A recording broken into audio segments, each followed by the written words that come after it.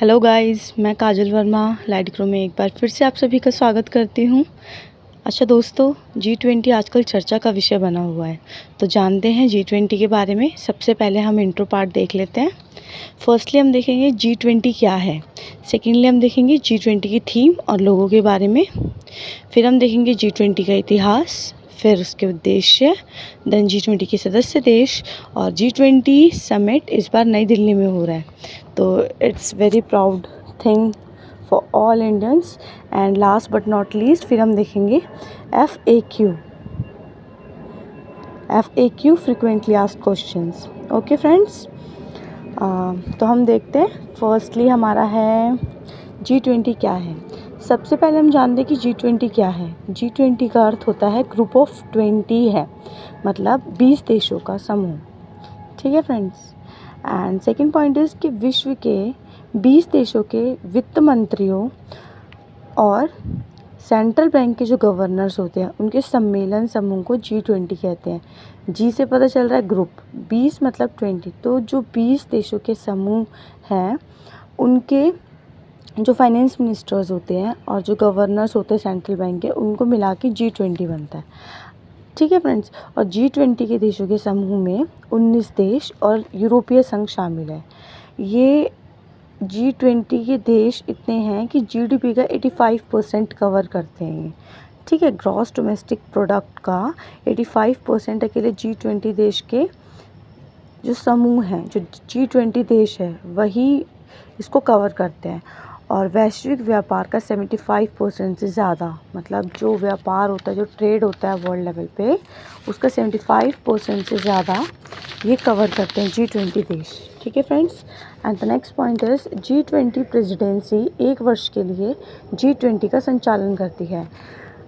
1 साल के लिए इसका संचालन होता है। जैसे अगर हम भारत की बात करें तो भारत में ही 1 दिसंबर 2022 से 30 नवंबर 2023 तक का ये संचालन करेगा। ठीक है। अब अगर हम देखें तो इंडोनेशिया ने पिछले साल किया था 2022 में, अब इंडिया करंटली कर रहा है 2023 में, और आगे ब्राज़ील करेगा 2024 में। ठीक है फ्रेंड्स।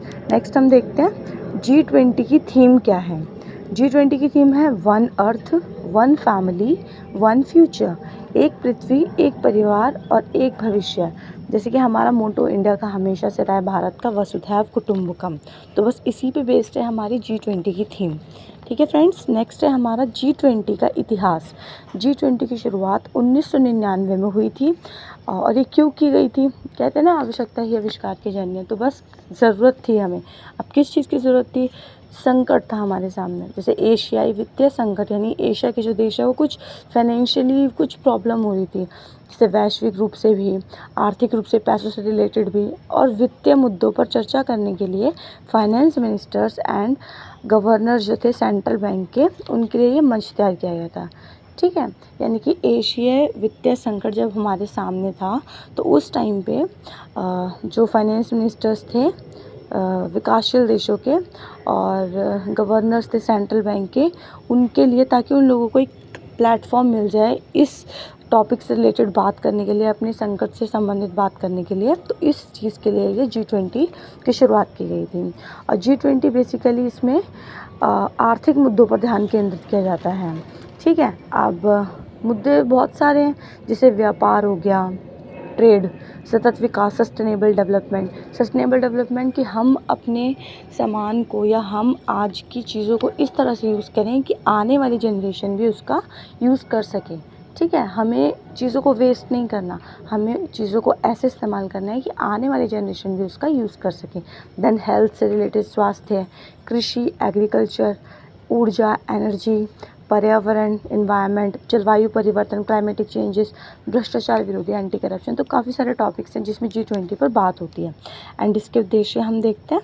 उद्देश्य हमारे वैश्विक अर्थव्यवस्था में प्रणालीबद्ध महत्वपूर्ण औद्योगिक मुद्दों पर चर्चा, यानी कि वैश्विक अर्थव्यवस्था में, मतलब किस तरह से हम अपनी इकोनॉमी को और अच्छा बना सकते हैं, या और अच्छा हम इंफ्रास्ट्रक्चर दे सकते हैं और इंडस्ट्रीज़ किस तरह से स्थापित कर सकते हैं, एक लेवल अप कैसे लेके जा सकते हैं, हम G20 का एक उद्देश्य रहता है। और विकासशील अर्थव्यवस्थाओं को एक साथ लाने के लिए महत्वपूर्ण चर्चा, यानी कि जो देश अभी विकास कर रहे हैं, पूर्ण रूप से विकसित नहीं हैं, तो हम उनको एक साथ कैसे ला सकते हैं। जो पिछड़े हुए देश हैं, हम उनको किस तरह से उनकी ग्रोथ कर सकते हैं। तो वो G20 का उद्देश्य रहता है महिला सशक्तिकरण, किस तरह से वुमेन एम्पावरमेंट किया जा सकता है। तो ये भी हमारा एक टॉपिक रहता है G20 का।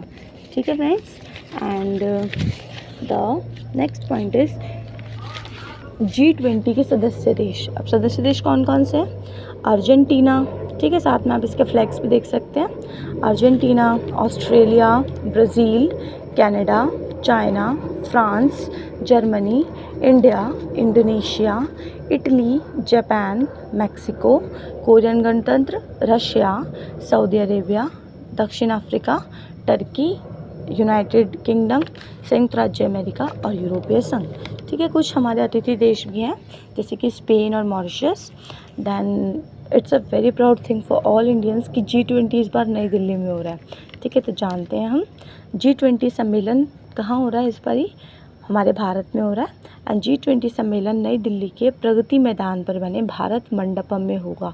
और प्रगति मैदान को कितना अच्छे से उसका इंफ्रास्ट्रक्चर डेवलप किया गया है वो देखते ही बनता है। और इस समिट में 20 देश के राष्ट्र प्रमुख शामिल होंगे और साथ ही साथ 9 देशों के राष्ट्र प्रमुखों को अतिथि गेस्ट के तौर पर बुलाया गया है। और जैसे कि हमें पता है कि भारत में 1 दिसंबर 2022 से 30 नवंबर 2023 तक ये इसका संचालन हो रहा है। ठीक है, मेनली देखें तो दिल्ली में 9 और 10 सितंबर को ये हो रहा है। ठीक है, एंड हर जगह काफ़ी सिक्योरिटीज़ तैनात की गई हैं। मेहमानों के लिए स्पेशल भारतीय भोज भी तैयार किया गया है और दिल्ली को बहुत खूबसूरत तरीके से सजाया गया है। तो आइए फ्रेंड्स देखते हैं इसकी कुछ झलक।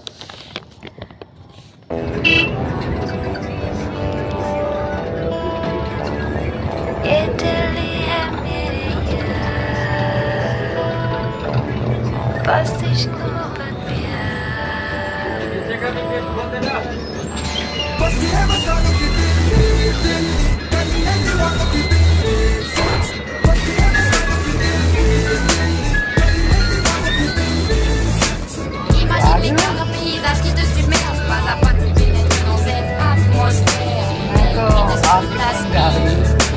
Moi, tu regardes qui t'inspire.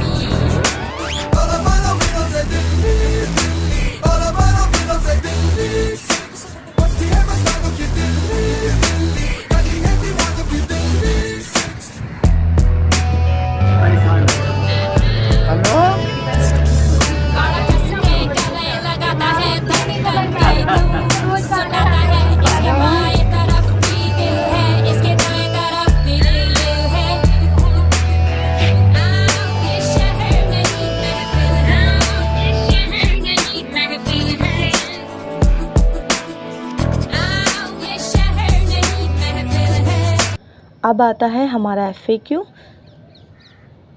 ठीक है फ्रेंड्स, चलिए फर्स्ट है हमारा कि सबसे पहले G20 की शुरुआत कौन से सन में हुई थी, बताइए। यस, 1999 में। एंड G20 अगले साल कहाँ पे होगा, कौन से देश में? ब्राज़ील। यस, बिल्कुल। तो दोस्तों कैसी लगी आपको ये जानकारी, कमेंट सेक्शन में आप ज़रूर बताइएगा। और इसी तरह की नॉलेजेबल वीडियोस देखने के लिए hit the bell icon and share the video. And friends तब तक के लिए never stop learning and light grow, और सीखते रहिए और सिखाते रहिए।